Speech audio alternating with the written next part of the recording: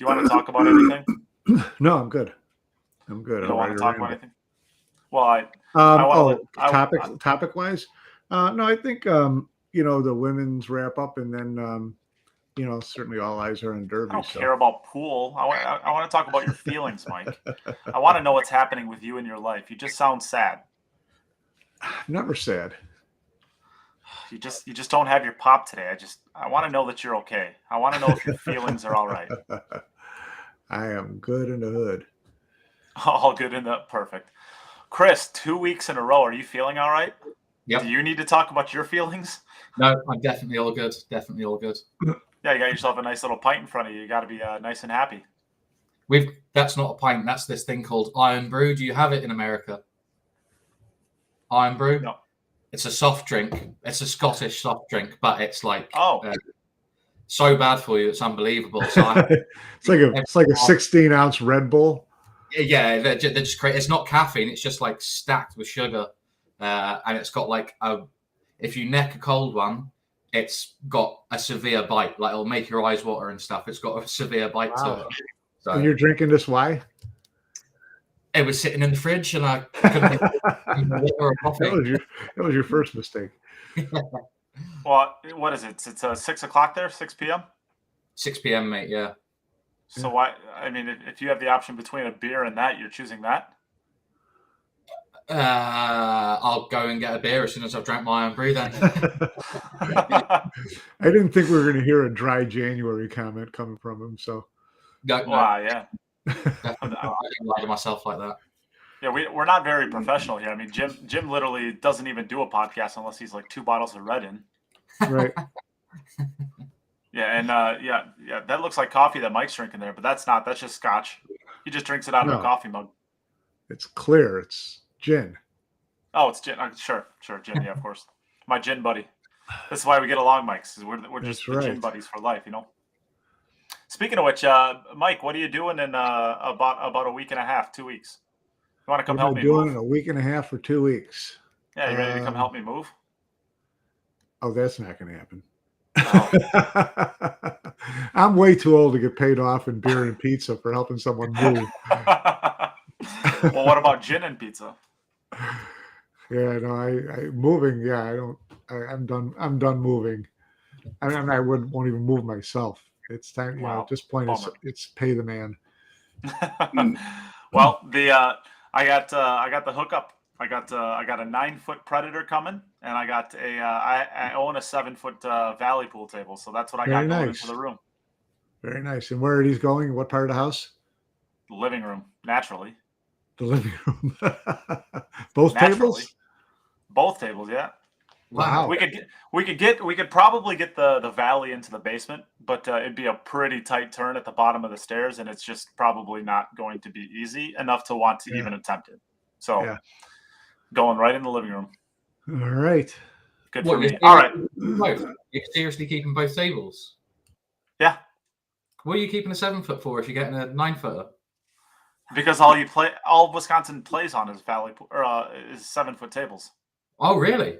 Yeah, that's basically all our tournaments are. It's the official table of Wisconsin, a 7-footer. Literally, it is. Yeah, I mean, there's probably in my town there's a pool room of 8 diamond 9-foot tables, but it's like a college bar. So the tables actually play pretty good, but it's like a college bar, literally. So like they don't even want pool players in there.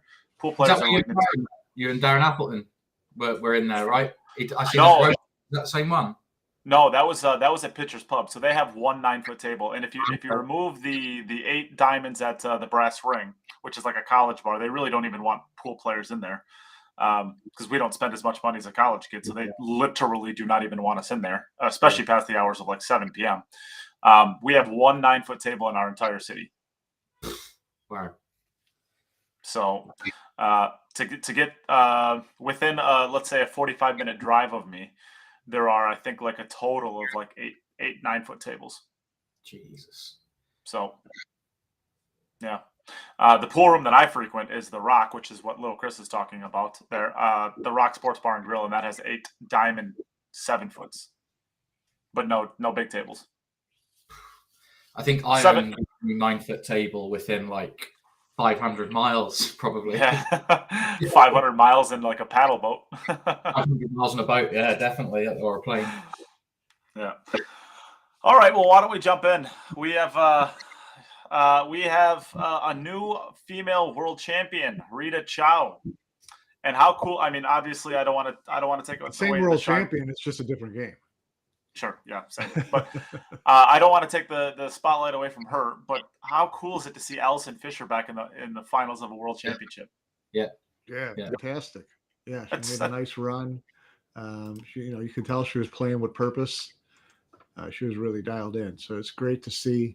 I know that has said that she's going to put more emphasis on her game this year. More serious effort. So I think last year maybe wet her whistle a little bit because she finished high in a lot of events, and so she's going after it again. Good for her because there's not a lot to prove. There's nothing to prove at this point in her career except to prove to herself. So that's always great to see. Well, maybe this trivia question. When was the first how old or what year was the first year that she won a world championship in? She won. I think she won in 06, 07, and 08, or 07, 08, 09, something like that.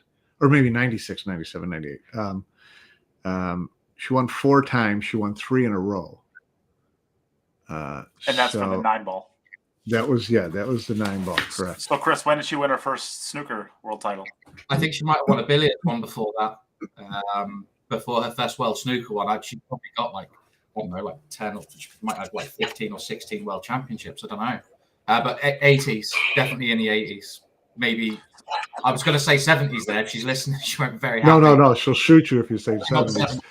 It was probably late 80s, because she came over here in the, mid 90s. Yeah. So, she won in 96, 97, and 98.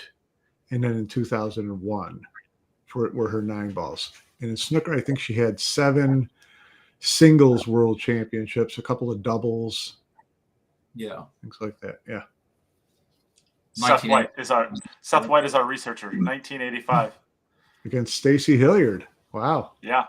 So I mean, that would be kind of you're saying you can't add anything to a resume. I'm pretty sure adding another world title that would be pretty impressive. Nearly 40 years from her first one is. Here's a good trivia question: the first professional 9-ball tournament Allison played in was in Munich at the Munich Masters.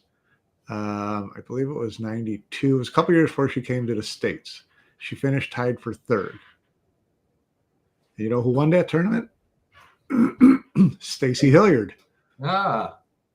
She and Stacy went to Munich to play, to try their hand in it. And Stacy won the tournament. Allison finished tied for 3rd. Seems like something you could try out if you go there and you got 2 of the 3 medals. Yeah, no, it was an eye opener for a lot of players there.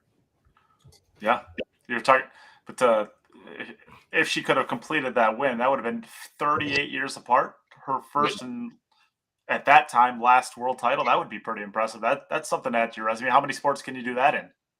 Yeah. It's like some Tom Brady stuff right there. It is. Just even reaching the world final is because that was a stout field. That was not absolutely WPBA, Minnesota Classic stuff. This was the only thing you're missing at that point is the Chinese. Yeah, which that's 3 former world champions right there. But so that's a lot missing from the field. But still, you can only beat the people who are there. So sure. Yeah, she played great. And the thing the most fun about that is like most of the matches that she played in were absolute grinders. Yeah. She worked hard for those wins. Did she have 3 hills in a row? Did she have 3 in a row? Well, she beat Christina to catch 9-5, which is an incredible win with how she's playing. Yeah.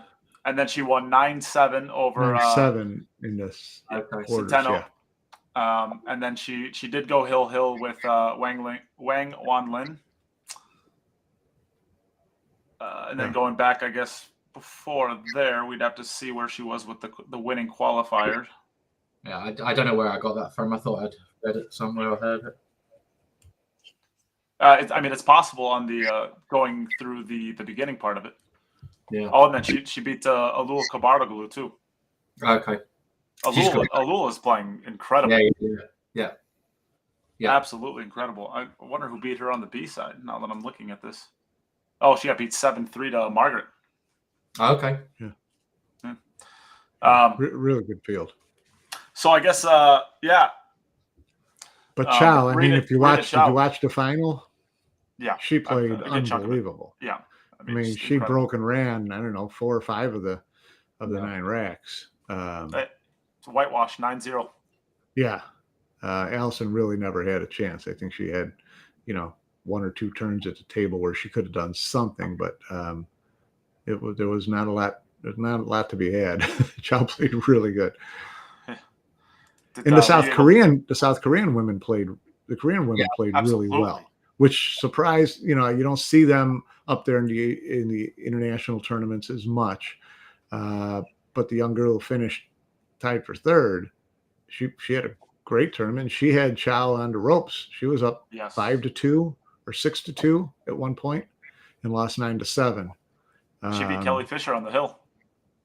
Well, Kelly Fisher beat Kelly Fisher on the hill. Yeah.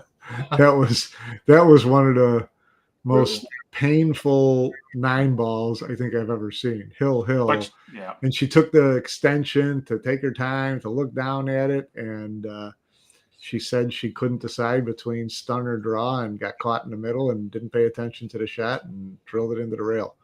What a shame. But she put herself in position. Of course, Kelly beat herself when you look at it that way, but she was in position to take advantage when she got there. Oh, no doubt. Yeah, the girl played a great match. Seal. Yeah. So I don't know how to say her name, but she beat some incredible players. I mean, if you just look at Kelly Fisher, she loses to the eventual champion, Rita Chou, 9-7, but she beats Kelly Fisher. She beats Yuki Hiraguchi, who's an absolute Japanese superstar. Of course, we kind of know her as the Panda Girl, but she's kind of has that personality of Naoki Oi. But I would say that she is not a joke on the table. She is an absolute killer on the table. She plays incredible. She beat Amit Rublin 7-3. You want to talk? We're talking about the South Korean girl, not like that's right. Three players in a row. I mean, Kelly Fisher, Rublin, Amit Rublin, and then Rublin, Amit, I guess, and then Yuki Hiraguchi. I mean, that is an incredible run. Did you see the 9 ball that Rublin fluked? Hill. Oh my God. There were 3 flukes in those first couple days that were absolute crushers. There was that one, and then I don't remember who Karen Kaur was playing. I saw that one. Who missed the on 8 the hill too, right? And it was Hill. Yeah. And her opponent missed the 8, and the cue ball ran around the table and dangled in the side pocket and hooked her on the pocket tip. It's just like ridiculous. And but Rubens did the 2-railer into the side pocket was an unbelievable shot. I don't think I like the Predator tables, but I don't think that angle exists on a diamond table. I think the ball is going to kind of slide more off the bottom cushion and go under. Like, have you seen a 9 fluke like that in the middle?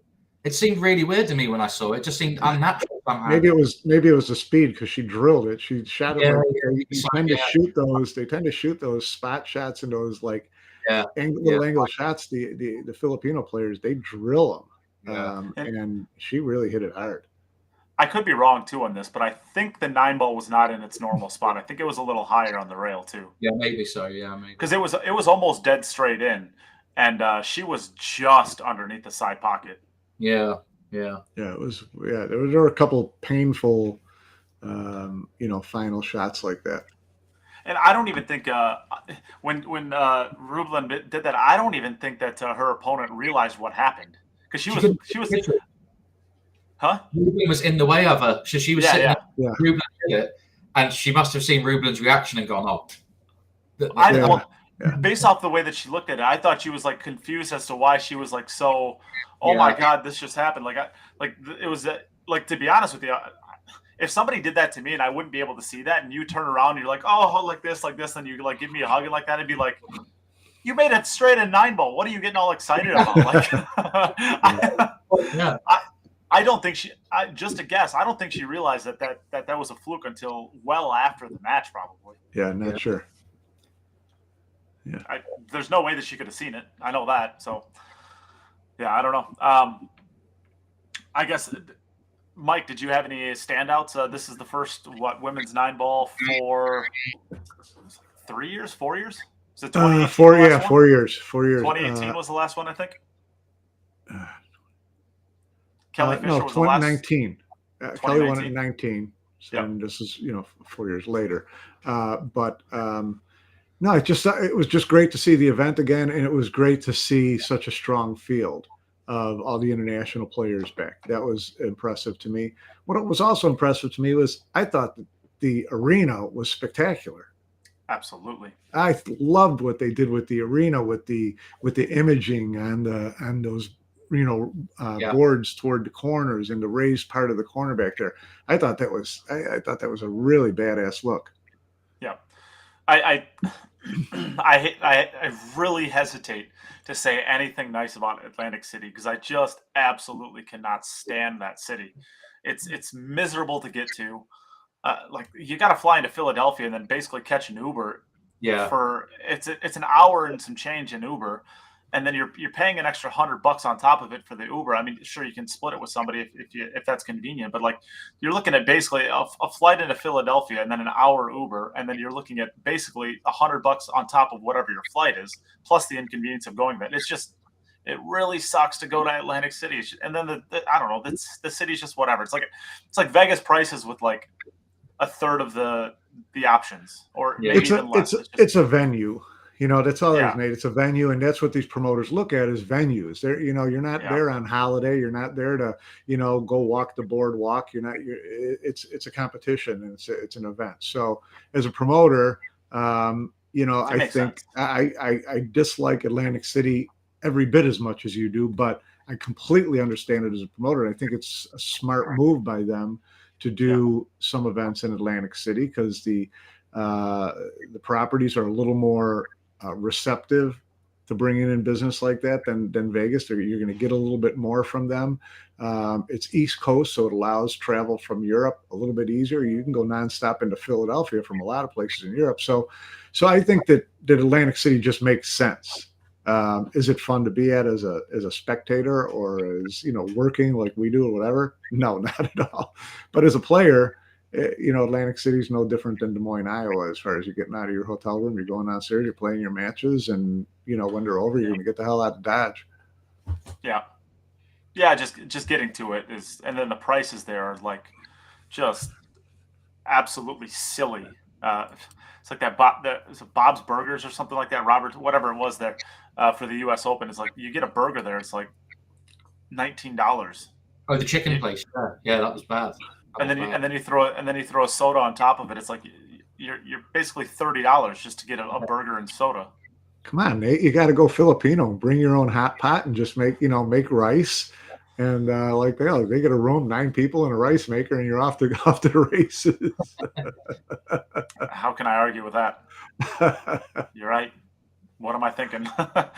Yeah. So, but yeah, I mean, at the end of the day, it is nice to have some sort of consistency when it comes to where we're going. So the Vegas, I mean, basically at this point in time, if you want to have pool, it's Vegas or it's Atlantic City, which is, yeah. I mean, okay. There's not a lot of choices. I mean, if you can't go to a major metropolitan area because you just can't afford it. The players can't afford it. The promoters can't afford it. So, this is the hand we're dealt. So you just deal with it. It's been a long time since they brought big pro events into Atlantic City, but I think it's a really smart move. I thought it was a smart move when Matchroom bought the U.S. Open there to kind of give it some differentiation from the events that are in Vegas and have a home on the East Coast. It's just a smart move. Yeah, don't hate on Des Moines, Iowa. You get them, Ben. Hey, Get 'em, well, Ben. hey, at least I mentioned Des Moines, Iowa. How often does Des Moines, Iowa get mentioned in normal conversation? Well, Chris, when well, was the last time you mentioned Des Moines, Iowa? The only time I've ever heard of it is it that guy, Ray? Is it Ray Hansen? Is it? He's got an event out there, doesn't he? the Yeah, Midwest Classic. Yeah, or yeah, Moline, Des Moines, Quad Cities there. Yeah. pretty Yeah. cool. I'd never heard of it before that. Yeah. We'll give a shout out to Ben Young. He's one of the biggest supporters we have with the podcast. So go, Ben. Don't hate on Des Moines, Mike. Ben, I will be to Des Moines soon, and we'll go out and paint the town. I expect an invite. All right. So I guess any other standouts? I guess looking at this, there's no Americans into the final 16. Is that a 32. surprise? Well, oh no, Caroline Powell. Caroline Powell got into the. There's Oh work. yeah, you're right. Yeah, you're right. There The is final work to 32. be done. There is work to be done. In the Oh no, American yeah, pole Carolina scene. Powell got into the final 17. Yeah. Okay. So, Sure. there's a lot of work to be done. It's not getting any easier because the fields are getting bigger and tougher. And you see what happens when you have a big international field like this, then they're in way over their heads. And so something's got to change. And to me, it's clearly got to be with youth movement. You saw players like Savannah East in there, Sophia Mass.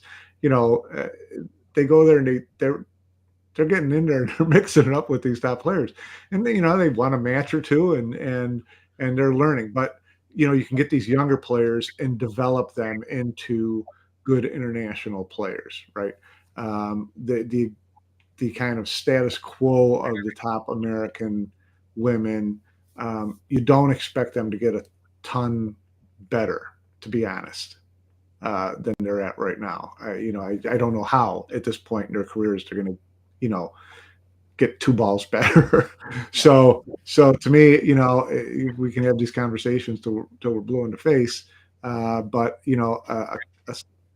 a serious organized effort has to be made to develop American pool, and it's got to start with youth, both the boys and the girls. There are a lot of female youth players that are coming up that are absolutely incredible, though. I mean, we're probably five years away from being able to compete in this tournament, at least at the top end. But raw talent-wise, incredible. Or yeah, I mean, yeah. A little bit of both. I mean, some raw talent and the dedication and the purpose that you need to develop these. So we had great young players around the U.S. for a lot of years, but they were taken on the road when they were 12 and playing bar box 8-ball till they were 18 and just gambling for money. And I'm sorry, but at 21, you go try to play big table 9-ball with the Europeans, and you're about 7 years behind. Who don't even know what a bar table is. So it's that's where the difference is now with the youth. I think, Chris, in America, is that there is a little more purpose and planning to what they're doing. The big European nations have concerted efforts. So whether it be the Dutch Billiard Union or the Netherlands set up, or the German Billiard Union, they have concerted efforts to bring through a framework to bring youth through. Plenty of tournaments for them to play in, coaching with top players. All the top players are always available at the events anyway, but coaching and things available and some actual structure to it. Is there nothing like that at all in the US? Well, I mean, in Europe, with those countries you mentioned, there's funding, right, to develop programs. All the funding in the US would have to come from the billiard industry. It would have to come from within. And I think it can be done. And I'd love to, try to help develop a business plan that made sense to get something done. But it's going to take the industry to do it, because you're not going to get a national sports federation to help fund it. And it's a big country, so there's a lot of expense in trying to develop talent on a national basis, right? So there's a lot of work to be done, but it just takes some people to get together and sit down and hammer it out and put together a plan and drop it in front of some people who could help fund it and get it rolling. And what about Sorry, go Well, ahead. I want to expand on that because it's not like it's impossible. Like the funding part of it, you're always going to run up against like that. But there are pockets of the U.S. where uh, there have been individuals that have just stepped up and just ran it as if it was a federation, at least on a sense of organization, bringing in people to train. And I think the best example of that I know of, or probably the two best examples that I know of, was out of the Twin Cities in Minnesota, where they had I mean, their youth program was, and I can't speak to it now because I'm not as plugged in, but Dax Bellinger, or Bellinger, I'm not sure which one it is. So sorry if I pronounced that wrong, but he ran like leagues out of like junior leagues out of the Twin Cities, and I mean the players that he created, I shouldn't say created, but the players that he fostered out of that program are incredible. I mean, some of the names you're talking, like Jesse Engel, Tyler Steinhaus, April Larson, Taylor Hansen, Tristan Hansen. Some of the players that came out of that are players that literally, if they would have stuck with it, they would be Mosconi Cup players. I mean, Jesse Engel to this day, he's like a 760 Fargo. But he predominantly plays bar table because I don't think that there's a lot of big table around him. But he's him and Demetrius are now on the road going out to tournaments together, trying to basically make a push. When he saw basically what was available out last year, if he would have put a concerted effort out there, he probably would have been in the Mosconi Cup. I mean, he's that talented. He's like a 760 Fargo. I played him. He was, I think, 1 year older than me. I played him when I was in the juniors. There's like literally he killed me. I mean, I didn't stand it. I mean, he's just a special player. And then TJ Steinhaus is another player. He plays like 740 Fargo, but he doesn't play it ever. I mean, he just doesn't play. And these are the type of players that were fostered out of his program. That, you know, if they had more structure outside of that, when they hit the pro scene, maybe 10 years ago, maybe they would have had an opportunity to continue playing, or maybe they're, you know, just a little bit more internally motivated. And then the second person I'm thinking of is D. Atkins with what he does out of Indiana. With Right. he runs a junior program out of there. I think he calls it the Pods Training Center, and he's got like 6 or 7 junior players that I just absolutely play phenomenal. I mean, just they're not quite pro level, but I mean they're playing in the upper 600s, and they're, you know, in their mid teens to upper teens.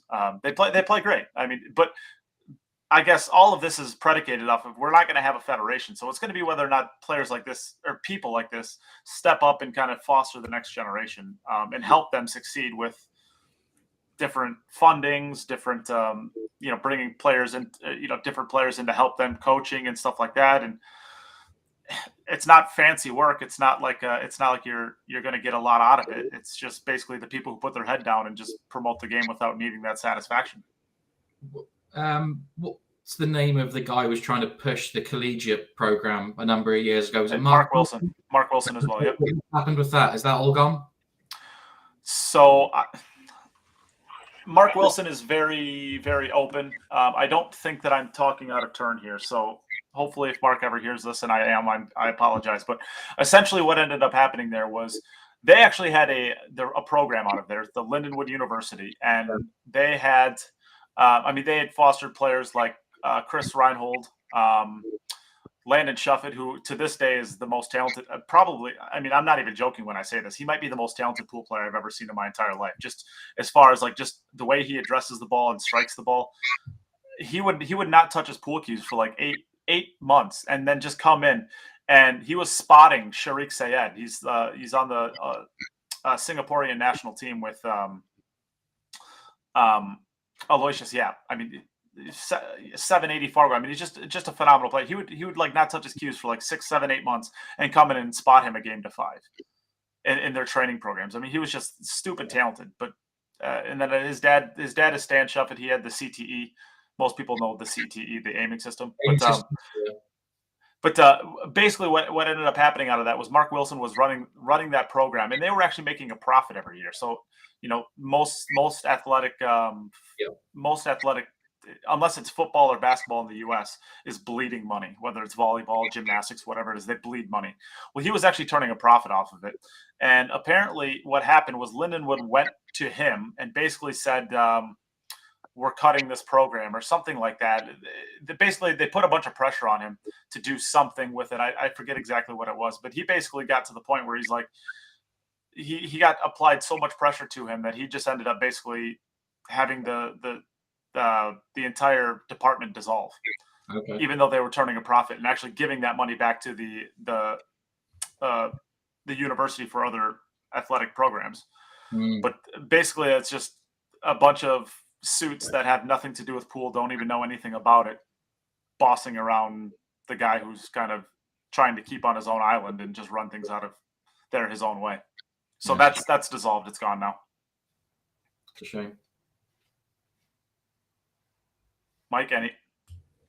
No. I mean, it was a great program. It was good because it went beyond Lindenwood.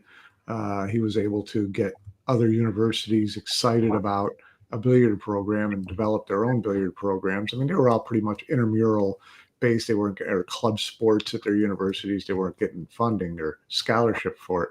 But it was starting to develop, a good lineup of schools that were installing billiard programs. And some of that's still around, but it's just not organized well. So, and just another one of those areas where there's not enough structure. Yeah. But yeah, to get pool into school programs would be, the ideal thing, obviously, in the U.S. because it's so big. I mean, we've seen it happen with bowling. I'm very close to the bowling industry, and the 10-pin bowling in the U.S. is, a Division I scholarship sport for women. Wow. And so there's opportunity there, and that's helped develop high school bowling, which is huge in the U.S. That's the type of infrastructure that pool would need if it can't really develop, a national billiard program for youth. I mean, to get states to buy into it, but that's a big undertaking. But hell, that's what the show is for, right? Is to think pie in the sky. So I guess, Chris, does that answer your question? Depressing, isn't it? What I don't get is that cornhole's massive in your country, but billiards still seems to be a little bit crazy. I don't put a lot of stock in cornhole and pickleball and whatever. Call me in 5 years. I'm for the most part I'm on Mike's camp there, but the one thing that the cornhole has and pickleball has is they're united under one flag. All right, so if I'm asking you who runs pool, Chris, what's your answer? No, I don't care. I'll just follow Matchroom for now. But well, I mean, that's it, right? I mean, you just don't know. You've got to pick your poison and stick with it, I guess. Yeah. If you ask somebody in the U.S., I mean, the popular answer in the U.S., or at least historically, has been the BCA. I mean, Ed Ladawi isn't in here blowing up our feed yet, so maybe he's not here. But I mean, he keeps saying that the BCA is they're turning a new leaf, and I hope that they do. And I hope that they become more influential in pool in the U.S. And for the most part, Ed is not going to blow smoke on that. So hopefully, in the next year or two, they're going to be making a more influenced impact on the pool world. But I don't know who runs the pool world. Mike, this is a better question for you. Who do you think runs the pool world? Nobody runs the pool world. I mean, who tells anybody what to do? I mean, Matchroom tells its players, and it's what to do.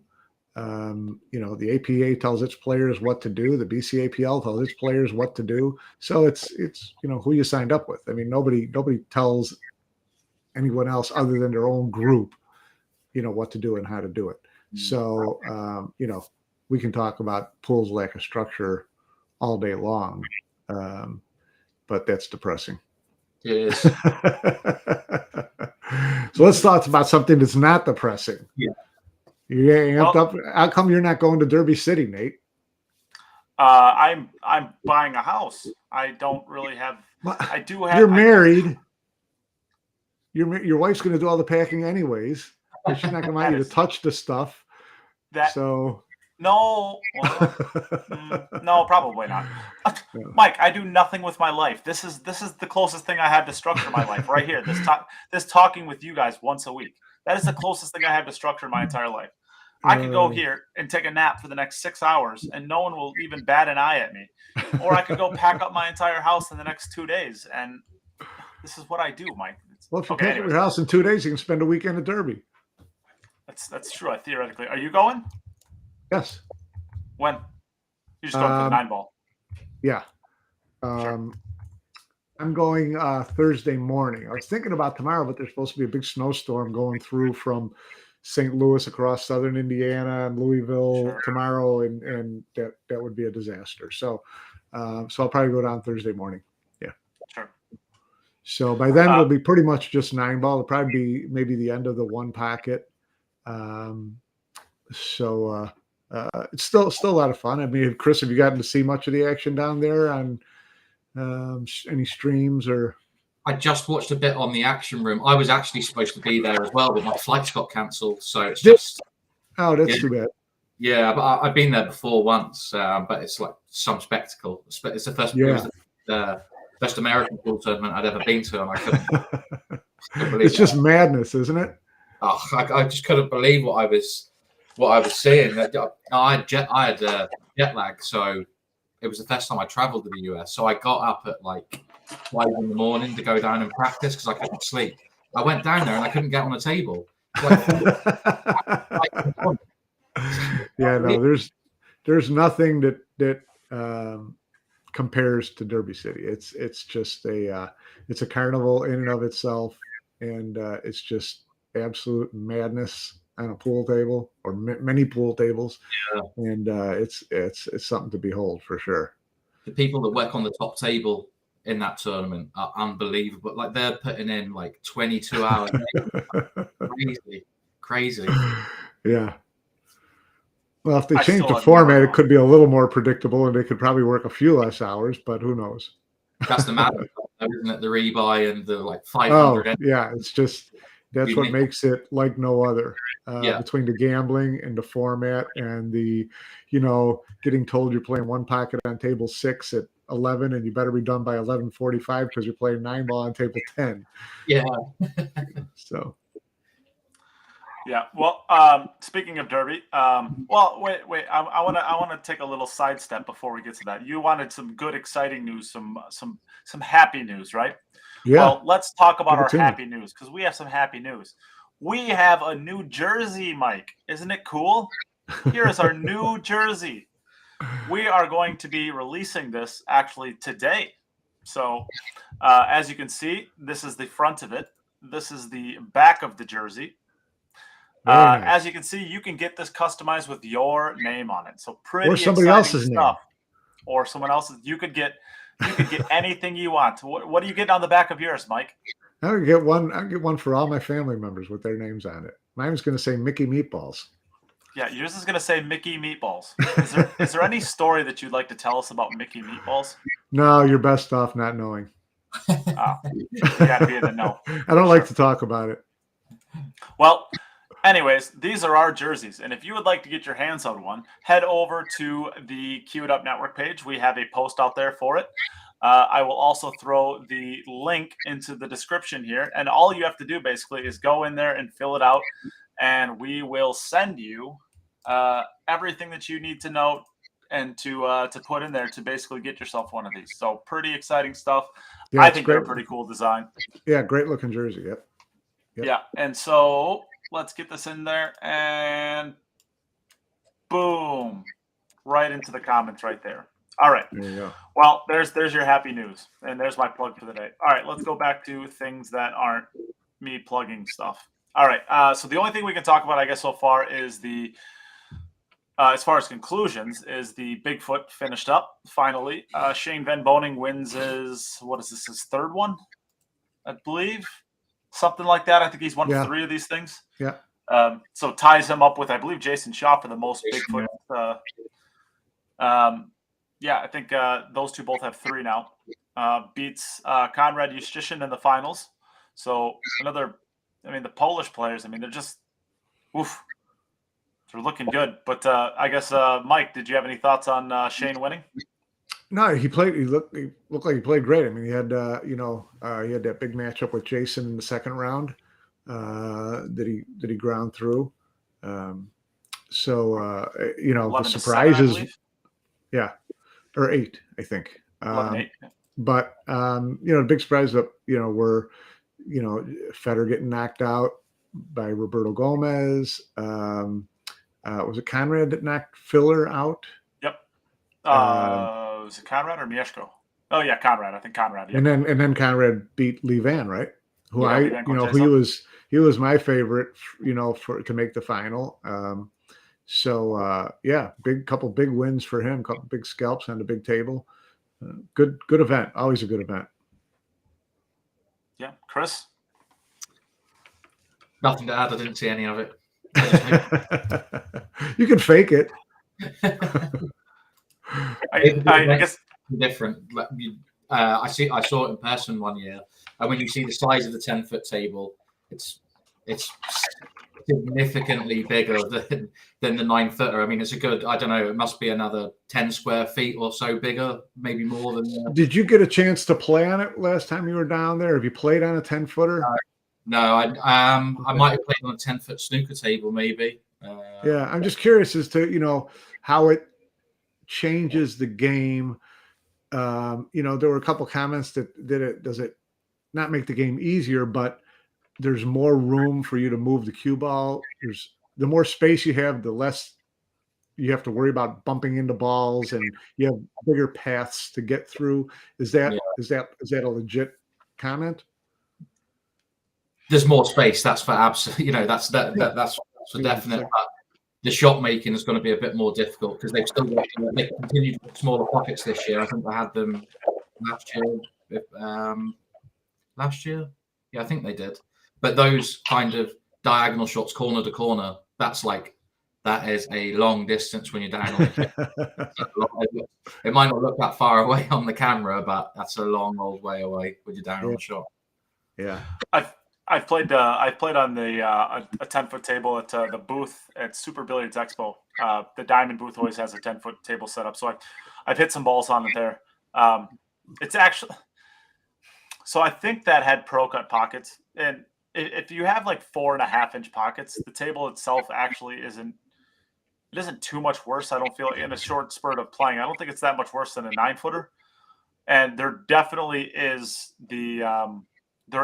those lanes that just come for position so much easier, but the speed is just so goofy because it looks close enough to a 9-foot table that you kind of almost play your shots as if you're on a 9-foot table. So I end up finding myself coming up short quite a bit. So then I try to adjust when I'm kind of on the fly, and then I start like overhitting everything by like 2 diamonds because I can't quite figure out the speed. But as far as there are a lot, there's almost no hindered positional shots when it comes to that, because 10 balls over 10 by 5, I mean, you're talking about 500 square, or 10 by 5, so yeah, 50 square feet of real estate. There's a lot. A ball's not very big, so yeah, that's just a lot of room for those. You can usually get to your natural lines pretty easily, but the speed becomes a little bit tricky. But if you play on them enough, maybe you kind of get past that. Or if you just have the ability to control your cue ball like these guys do. Yeah, right. No jump cue in that tournament either. No jump cue on the 10-footer is interesting. Yeah. I saw Shane spear a couple nice jump shots, using his standard playing cue. Yeah. It's pretty impressive. Yeah. Yeah, especially if you're only jumping half a ball. It's usually not too bad. But I guess we can go into talk a little bit about the banks. It's not done yet, but there's 21 players left remaining. A lot of the names I guess you would expect to see, although there's also some names in here that I like. Gerson Martinez still is undefeated. That's pretty impressive. No losses so far for him. Same with Fedor. They're the only players that are left undefeated going into the 10th round. Federer's had a couple. Has had a nice run. He's got a couple pretty sporty scalps already.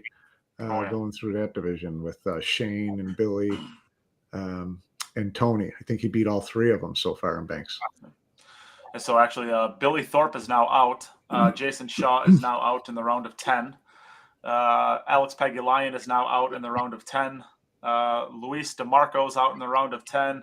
And Mickey Krause is out in the round of 10. Players that are still remaining, looks like there's Gerson Martinez with no losses, Roland Garcia with 1 loss, Joshua Filler with 1 loss, Roberto Gomez with 1 loss, Fedor Gorst with no losses, Mika Immonen with 1 loss, and Rayed Shabib with 1 loss, who beat Billy Thorpe. So those are the players who remain in the tournament. So that's what 1, 2, 3, 4, 5, 6, about 10 players left. I mean, we can talk about the one pocket, but I mean, it's so early on that there's really nothing really to talk about, I guess, unless we just want to go through match by match. But that's well, I think one of the topics to me is we know Federer's ability to play one pocket, and we certainly know his ability to play 9-ball. I would assume that a deep run here in bank pool sets him up to be a pretty good favorite for a master of the table, run type of run, right? Because Banks would be the one place where you thought maybe, he wouldn't be a top 3, top 4 guy. But he's look at what we just said. He's beaten Alex, Billy, Tony, and Shane pretty much in a row. So that's. I'm sorry. Did he not win the Banks last year? Was it Banks that he won last year as well? Yeah, he won Banks and the one pocket. Yeah, Banks right. He won and the one pocket.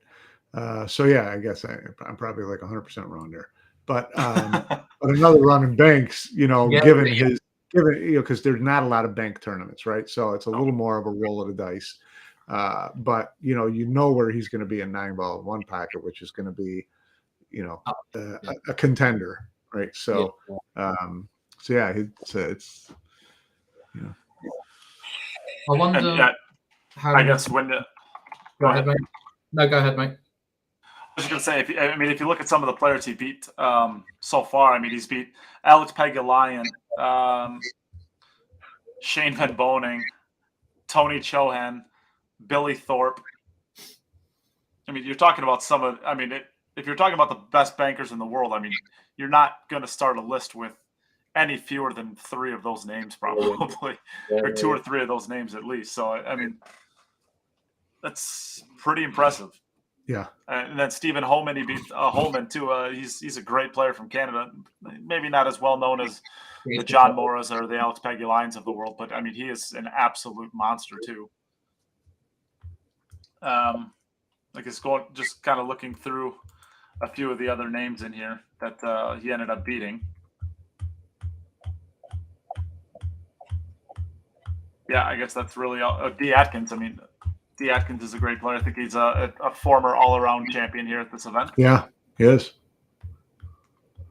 Yeah. And I guess talking about this, I mean, without a player in the field like, let's say, Dennis Arcoyo, is there a player that can really take away the master of the table from Fedor, you think? If Fedor brings his game, and not his best game, but like a solid version of his game, is there anybody that's good enough in all 3 facets of the game to be able to take the master of the table away from him? I think Shane and Phil are really, really good at one pocket as well now, aren't they? I think either one of those 2 could quite easily win the one pocket. Yeah, I think Shane went into round 8 or 9 in the Banks, so he'll get some points out of that. Yeah. But yeah, it's where did Sky end up in the Banks? Must have been out early, huh? Fedor beat Roberto Gomez too in the Banks, and Nick De Leon. Where did Sky go? Let's find out.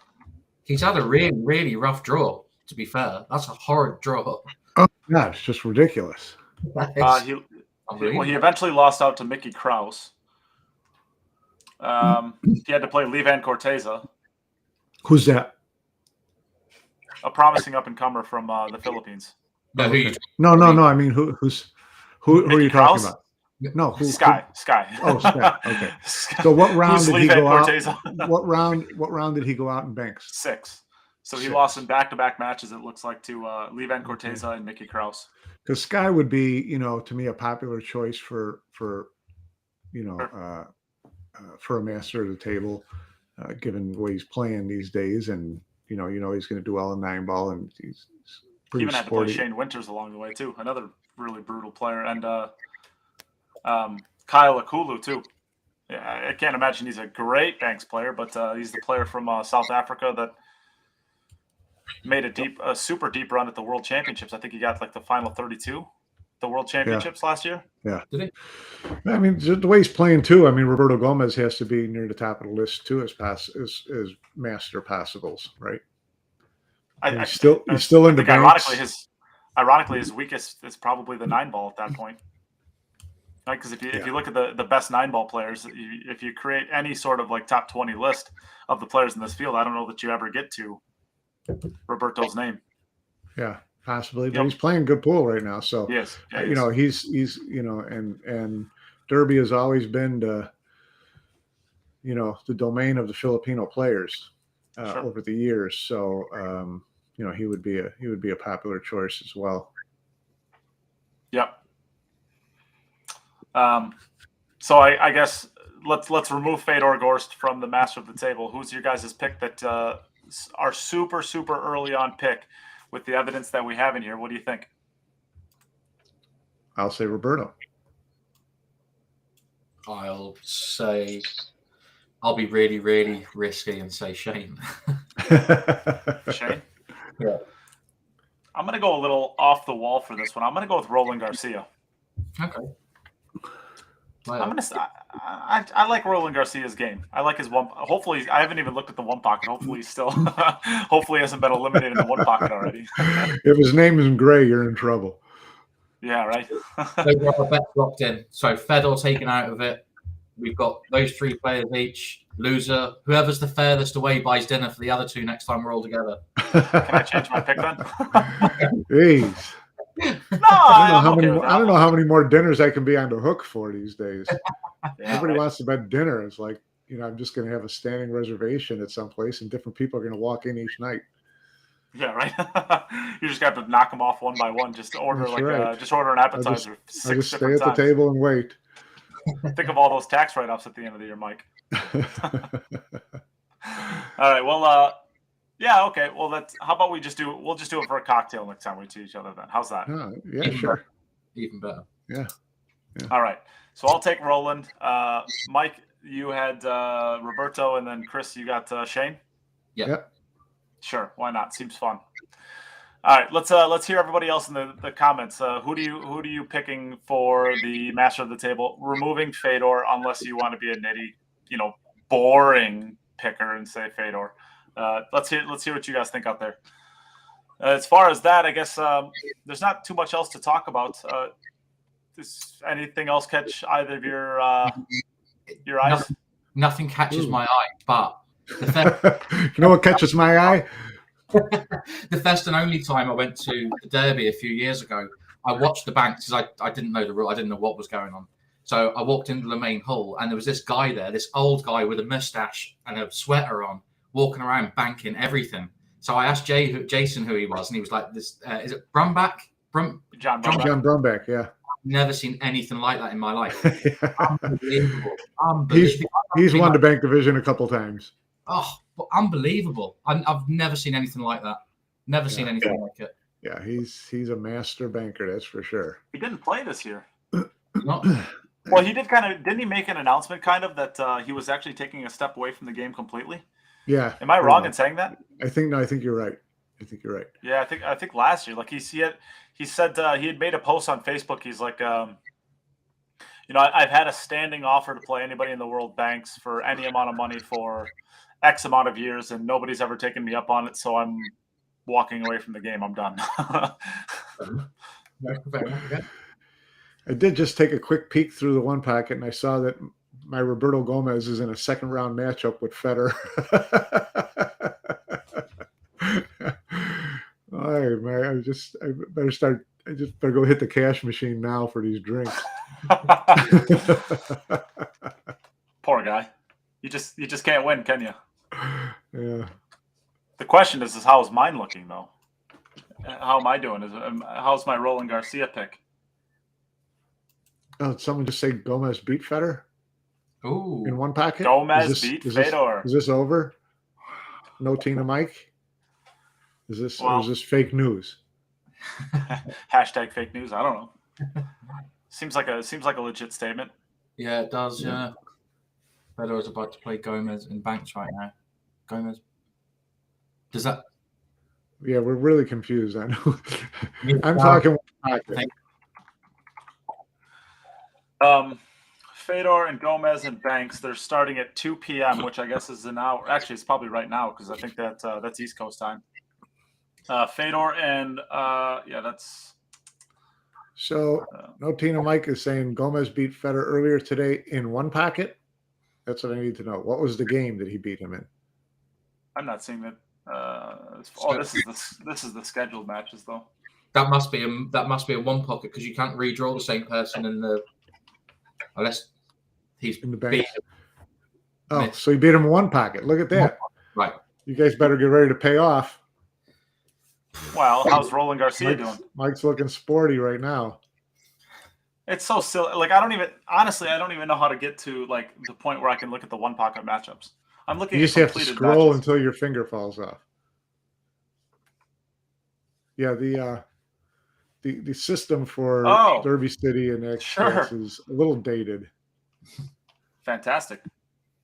Got it. My finger didn't fall off, but I got there eventually. Yeah. So now let's see where my Roland Garcia pick is. Oh, cool. He hasn't lost yet as of the second round. But there's a third round of matches in here. So let's see. Did he lose in the third round? No. Heck no. I'm in good. Oh, yeah. This is easy game. Easy game, this. Are we getting anything done, or we're just not getting anything done, are we? Not really. All right. Well, I guess is there anything else that you guys got to plug? No. Just look forward to 9-ball. See how that goes. We all got the European players. We all got an email last week. Michael know about this. I don't know if you do, Nate, but it looks like all the Euro Tour tournaments are off of the Matchroom schedule now.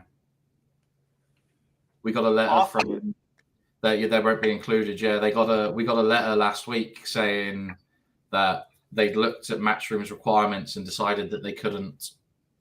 Yeah, this is a Matchroom WPA. Yeah, Euro Tour got caught in the middle of that squabble, and so they're having to take their ball and go home because their federations are worth too much to them to start losing funding because they're breaking from the WPA or whatever the case would be. So I had wondered when Matchroom announced that it was going to not have events sanctioned by the WPA, what kind of trickle down fallout there was going to be for the European federations. And so it's not really surprising that EPBF is siding with WPA at this point and kind of holding its ground for the time being. Yeah. Well, you want to expand on that, Mike, or what's the story? Oh, I don't know. I mean, I don't know beyond. I mean, at Derby, I mean, at Moscone, Barry Hearn made the announcement that Matchroom was not going to have any event except the World Championship sanctioned by the WPA.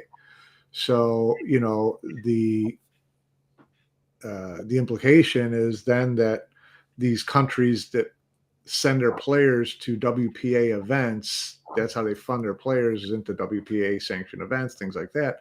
None of these events are going to be sanctioned by the WPA. So the players aren't going to get the funding from the Dutch Federation to go to the UK Open or whatever the case is, I don't believe.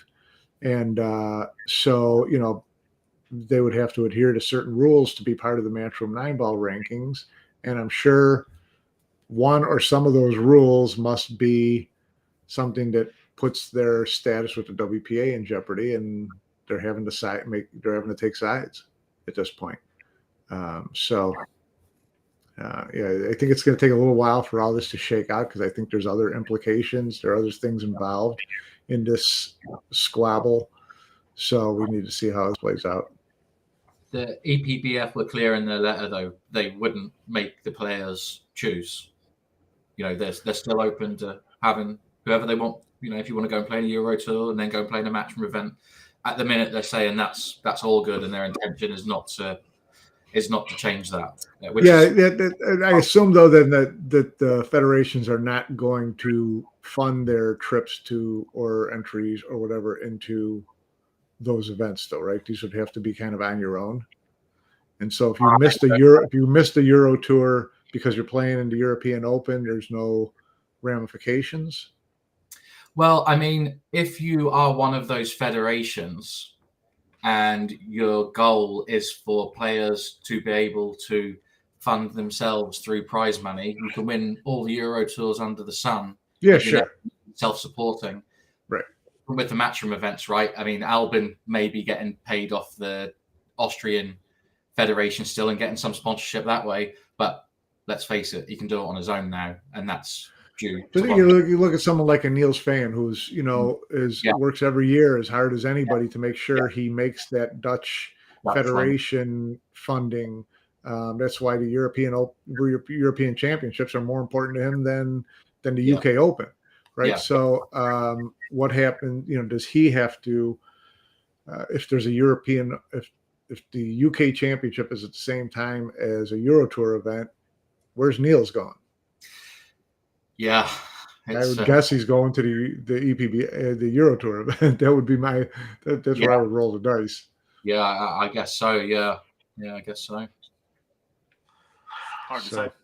I mean, it's hard to know how much of this is because this is going to happen. I mean, this is already happening in the U.S. I think the natural thinning out of, let's say, the promoters that have been pushing this industry.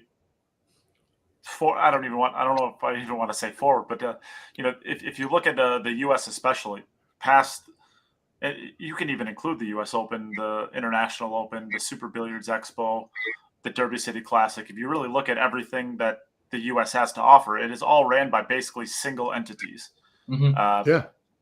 And I think that there's going to be a really huge natural thinning out of those entities in the coming years, whether it's I mean, was it 2 weeks ago, the Space City Open? I mean, 3 years ago, that was a massive event. I mean, that was one of the bigger events on the calendar. And this year, it went by without even, not even batting an eye. I mean, Roberto Gomez wins it. Jeffrey Luna gets second.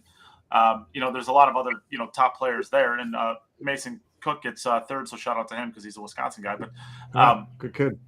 You're talking about, one of the bigger events in 2018, certainly one of the top 10 events in the U.S., and now it's not even relevant. There's a lot of the Iron City Classic, the Texas Open, a lot of these different events that were huge. I think in the next 2 to 3 years, they're just going to be a big nothing burger. They get a lot of big regional players. They've pretty much been regional events. I mean, they've got good players in them, but the Texas Open still considered a regional event. Turning Stone to me was a 2018, regional event. 2019, they were huge events. I mean, they would get the best players. They would at least get the top 20 best players. Top 20 best players from where? Well, you're not getting the Albin Oceans and those, but you're getting all of the touring Filipinos. You're getting the Mario Hees and the Dennis Gravas and the Alex Kazakises and the players who kind of get the car buddies who load up in a car and they drive across the country. You're getting all of the Filipinos, all of the top U.S. players, a lot of those touring regional or those touring European players.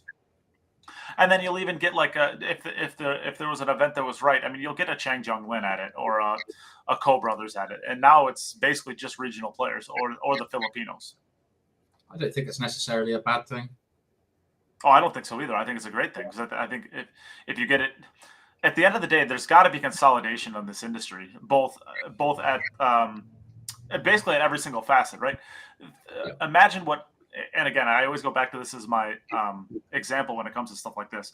Predator Qs puts more money into this industry than every other entity in the entire world of pool outside of Matchroom.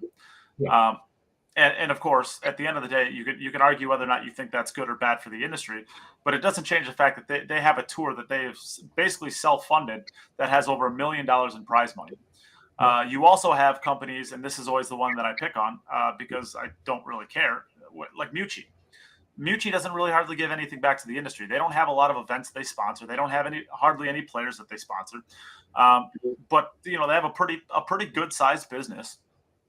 And maybe they do more things behind the scenes that I don't know about, but I don't see them sponsoring a lot of events or giving back to players or doing anything like that. What happens if Predator gets 50% of that company's sales? Do you think that they're just going to sit on those sales and just pocket them, or do you think they're going to put it back into the industry like they do with every other, basically sale that they make? I mean, they're putting stupid amounts of money into this industry, and that I guess I just look across the industry, and there's a lot of dead weight that they'll. Part of it's because they don't make enough money to be able to give back. They don't have the profit margins to do it, and then part of it is the ones that do have the money. When was the last time you saw a Lucasi open? Or you could name like Action Pool Cues. I mean, you could name a ton of Q companies that they've never done anything for the industry, and yet they're kind of leeching off of it. I shouldn't say leeching off it, but like the idea is they're getting a lot of money. Where's to say that if you make a queue, you're supposed to sponsor all these events? Yeah. I'm talking about a lot of companies that aren't nearly the size or the global reach of a Predator or a Q-Tech or something like that. So Q-Tech goes about it a different way. Q-Tech does a lot for the industry too. Yeah, I mean they do events with more tying in with existing events than running their own events, which most companies as sponsors would do. They don't have the infrastructure to be promoter, producer, and queue maker. So it's hard for me to hold everybody up to Predator's involvement and say you should be doing the same. Well, mostly what I'm saying is, and I'm not necessarily holding them accountable to Predator, but there's a reason I started with Predator with what they're doing, right? At the end of the day, they are doing exactly what is needed to make the game grow, right? And while I'm not going to hold other Q companies responsible for that, all I'm saying is a thought experiment. What happens if what if Predator had an extra $1 million in their budget every year? What would that look like? What if you gave an extra $1 million to Mucci Qs? I think one of those you would see some things that would actually get done to improve the game, and I think one of them would be lining somebody's pockets. And again, it's a capitalistic society. You're not required to do this. You're not required to be altruistic to try to build the game.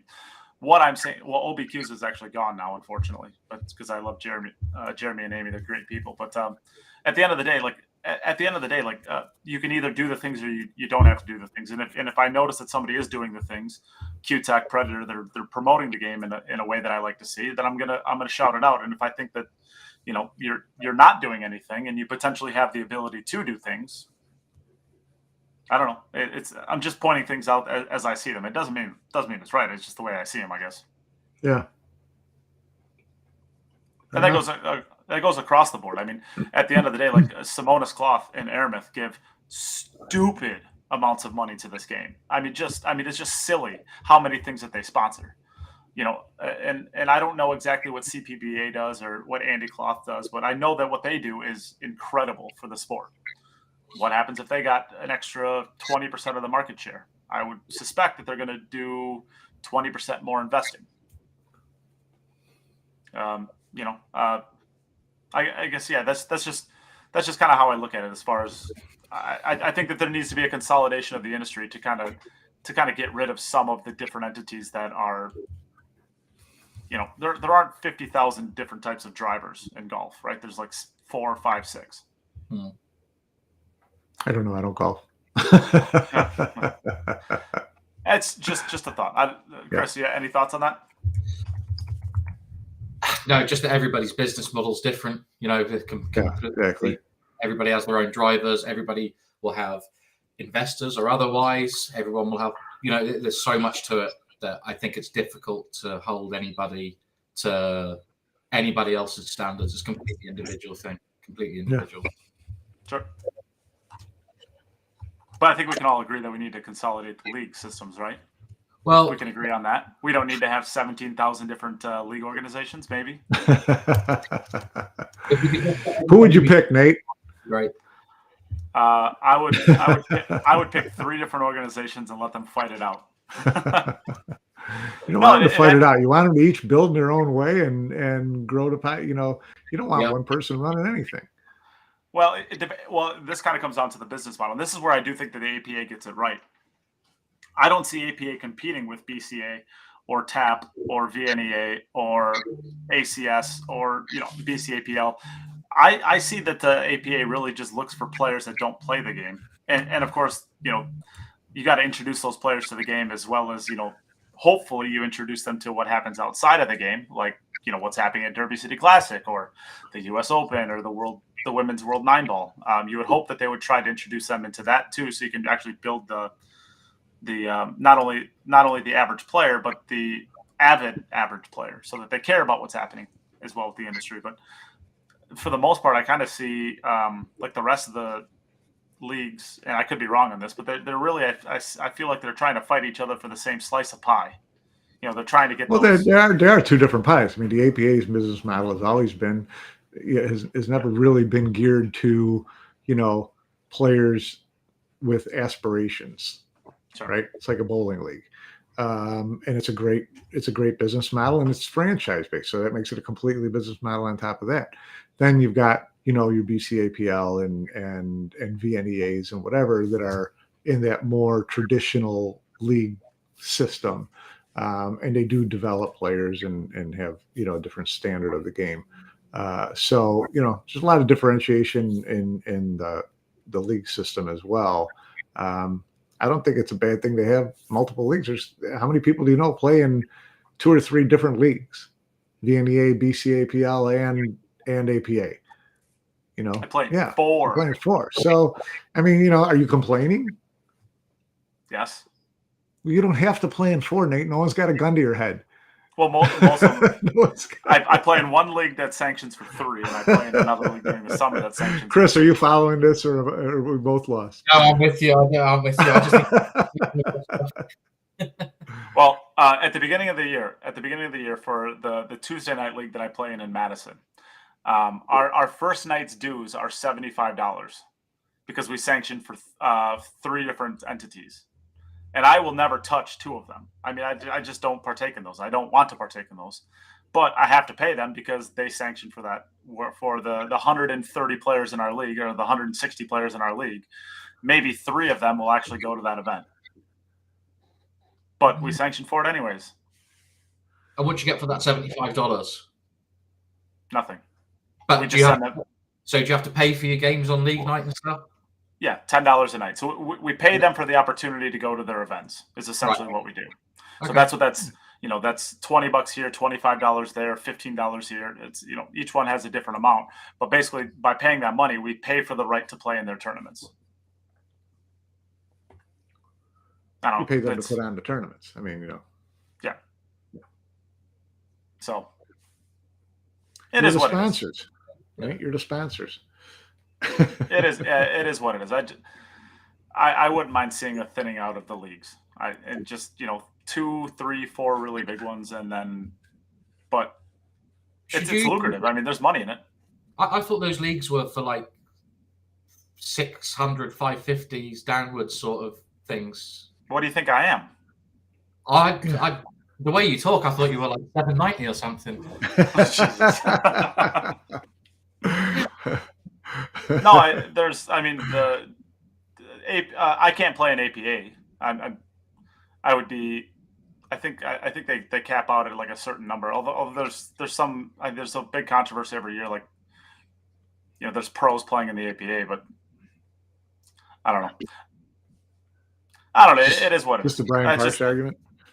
Yeah, that's just my thought on it. Is marketing budgets go up drastically when there's less competition, and then marketing budgets are hopefully they're used to help grow the game.